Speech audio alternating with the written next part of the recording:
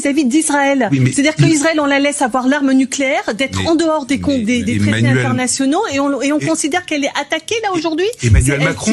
Non, ce que je veux juste dire, c'est que Emmanuel Macron. On comparait quand même Israël à la République islamique d'Iran. Ah bon? Pourquoi? Non. Alors là, moi, je vois pas. Excusez-moi, moi, je ne vois pas. Je ne fais pas de je ne fais pas.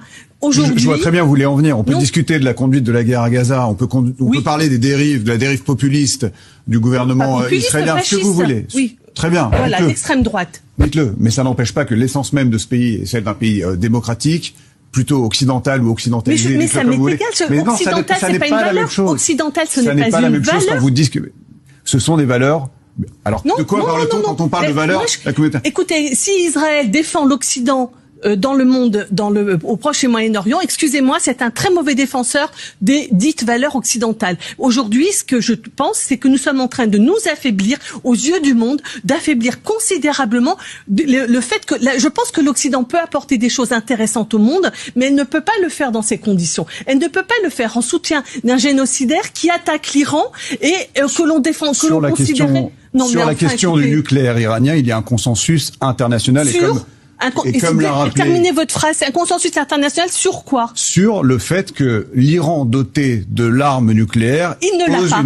Il ne l'a pas. Vous venez d'entendre des spécialistes. Et Israël l'a. Par contre, Israël a l'arme nucléaire. Oui ou non? Israël ne reconnaît pas le traité de non-prolifération des armes nucléaires. Oui ou non? Israël se met en dehors des traités internationaux sur le nucléaire. Oui ou non?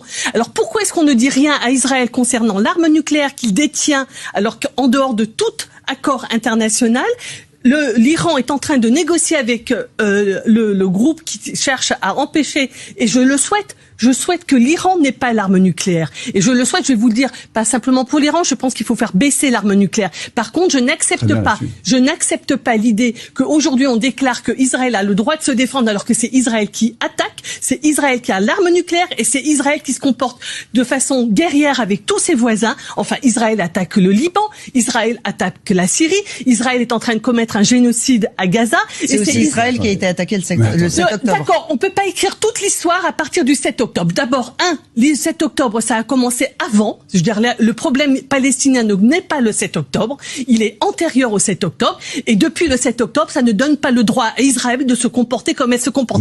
Avec tous ses voisins et avec les Palestiniens. Ils sont en train de commettre un génocide, on ne va pas l'accepter. On ne peut pas l'accepter. Nous ne sommes pas en train de devenir des rhinocéros. Moi, je ne veux pas devenir un rhinocéros. Je ne vais pas accepter de devenir quelqu'un qui soutient un régime génocidaire et qui est en train d'accepter que Israël fasse régner son ordre guerrier partout. Il ne s'agit pas d'ordre, on est dans un... Justifier d'aller bombarder le sud de Beyrouth. Aujourd'hui, je vous parle en termes...